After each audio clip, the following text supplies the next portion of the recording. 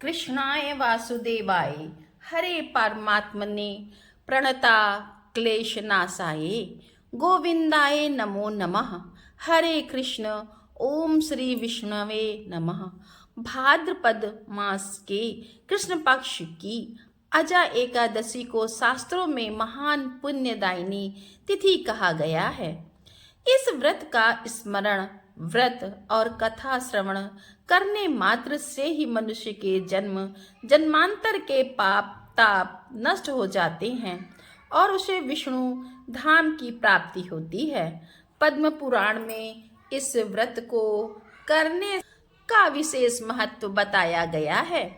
इसमें कहा गया है कि जैसे गंगा सागर से सभी पाप धुल जाते हैं, वैसे ही अजा एकादशी का व्रत करने से आत्मा निर्मल और पवित्र हो जाती है।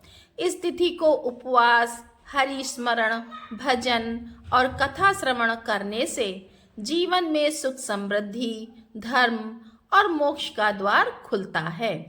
प्रिय श्रोताओं, आज हम आपको इसी पावन अजा एकादशी की दिव्य कथा सुनाने जा रही हूँ, जिसका श्रवण करने से न केवल पुण्य की प्राप्ति होती है, बल्कि सभी मनोकामनाओं की पूर्ति होती है। अब आप सुनिए अजा एकादशी का महात्म और कथा।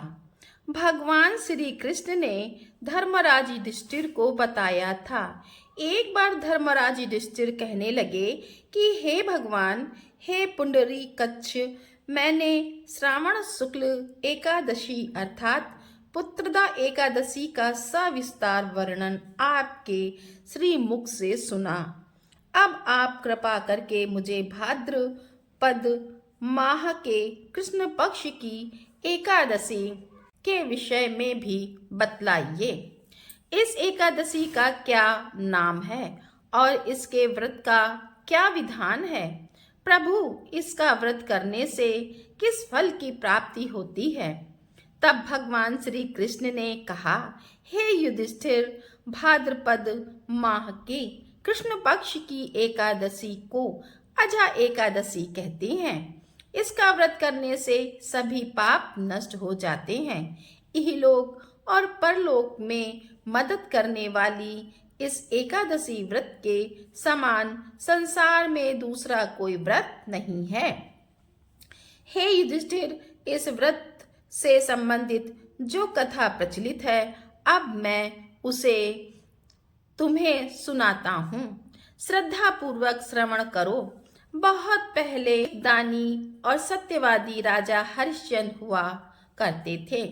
राजा हरिश्चंद्र इतने प्रसिद्ध सत्यवादी और धर्मात्मा थे कि उनकी कीर्ति से देवताओं के राजा इंद्र को भी ईर्ष्या होने लगी।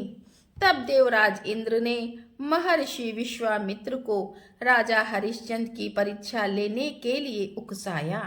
इंद्र के कहने से महर्षि विश्वामित्र जी ने राजा हरिश्चंद्र को योग बल से ऐसा स्वप्न दिखलाया कि राजा स्वप्न में ऋषि को सब राज्य दान कर रहे हैं। दूसरे दिन महर्षि विश्वामित्र अयोध्या आए और अपना राज्य मांगने लगे। स्वप्न में किए गए दान को भी राजा ने स्वीकार कर लिया और विश्वामित्र जी को सारा राजपाट दे दिया। अब अयोध्या से जब राजा हरिश्चंद्र चलने लगे, तब मुनि विश्वामित्र जी ने कहा कि राजन, जप तप दान आदि बिना दक्षिणा दिए सफल नहीं होते हैं। राजपाट तो तुमने पहले ही सौंप चुके हो, अब दक्षिणा कैसे दोगे? तब महाराज हरिश्चंद्र ने महर्षि विश्वामित्र से दक्षिणा लेने के लिए 1 माह का समय लिया और वे काशी आ गए। काशी में आकर उन्होंने पहले अपनी पत्नी रानी सैव्या को एक ब्राह्मण के हाथों बेच दिया। राजकुमार रोहित छोटा बालक था।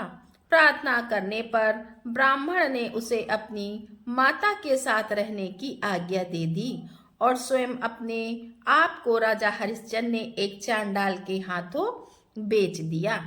इस प्रकार राजा हरिश्चंद्र ने ऋषि विश्वामित्र को 1000 मोहरे दक्षिणा में दे दी। अब महारानी सैव्या ब्राह्मण के घर में दासी का काम करने लगी। चांडाल के सेवक होकर राजा हरिश्चंद्र शमशान घाट की चौकीदारी करने लगे। राजा हरिश्चंद्र शमशान में मृतकों के परिजनों से दाह संस्कार के बदले कर वसूली करने का काम करते थे। कई बार उनके सामने धर्म संकट की स्थिति भी बनी, लेकिन वे सत्य और कर्तव्य के मार्ग से बिल्कुल भी विचलित नहीं हुए। फिर भी एक दिन शमशान भूमि की तरफ गौतम ऋषि आ गए। राजा ने ऋषि को प्रणाम किया। गौतम ऋषि ने कहा कि हे राजन, किसी पूर्व जन्म के पाप के कारण आपकी यह दशा हुई है। यदि तुम भाद्रपद कृष्ण पक्ष की एकादशी का व्रत करो और अजा एकादशी व्रत की कथा सुनो तो तुम्हारा इस स्थिति से उद्धार हो जाएगा। राजा ने ऋषि की बात मानी और अजा एकादशी का व्रत करने लगे। एक दिन राजकुमार रोहितेश्वर ब्राह्मण की पूजा के लिए फूल चुन रहा था कि उसे एक सांप ने डस लिया। सांप का विष झटपट राजकुमार के शरीर में फैल गया और राजकुमार रोहितेश्वर धरती पर गिर पड़ा। उसकी माता महारानी सैव्या को अब न कोई धीरज बंधाने वाला था और न ही उसके पुत्र की देह को शमशान तक पहुंचाने वाला था। तब रानी सैव्या रोती बिलखती पुत्र के शव को लेकर शमशान पहुंची तो पुत्र के शव को देखकर राजा हरिश्चंद्र का कलेजा भर आया, क्योंकि उस समय राजा शमशान घाट में मृतकों के शवों का दाह संस्कार करने का काम किया करते थे। इसलिए अपनी पत्नी से अपने पुत्र की मृत्यु का सारा वृत्तांत सुनकर राजा हरिश्चंद्र ने कहा कि रानी, इस समय मैं अपने कर्तव्य में बंधा हुआ हूँ। जो भी यह दाह संस्कार के लिए आता है उसे कर के रूप में कुछ न कुछ देना ही पड़ता है। अब रानी के पास तो देने के लिए कुछ भी नहीं था। राजा हरिश्चंद्र को बड़ा दुख हुआ, किंतु वे अपने धर्म पर स्थिर बने रहे। दोनों ही इस दुख की घड़ी में भगवान को याद करते रहे। जब राजा हरिश्चंद्र ने अपनी पत्नी को दाह संस्कार नहीं करने दिया, तब रानी ने अपनी आधी साड़ी चीरकर राजा हरिश्चंद्र को कर के रूप में दे दी। भगवान भी यह सब कुछ देख रहे थे।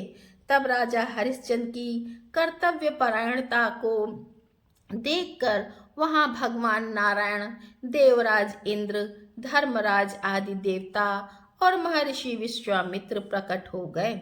उन्होंने उनके पुत्र को फिर से जीवित कर दिया और राजा हरिश्चंद्र को उनका खोया हुआ राज्य पाठ भी वापस लौटा दिया।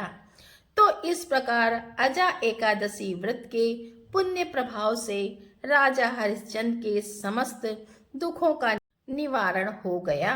सत्य के प्रभाव से राजा हरिश्चंद्र महारानी सैव्या के साथ भगवान के धाम में चले गए।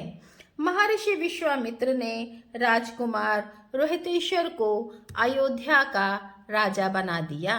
भगवान श्री कृष्ण कहते हैं, हे राजन, यह सब अजा एकादशी के प्रभाव से ही हुआ। इसलिए जो मनुष्य प्रयत्न कर विधि पूर्वक इस व्रत को करते हैं, रात्रि जागरण करते हैं, उनके समस्त पाप नष्ट होकर अंत में वे स्वर्गलोक को प्राप्त होते हैं।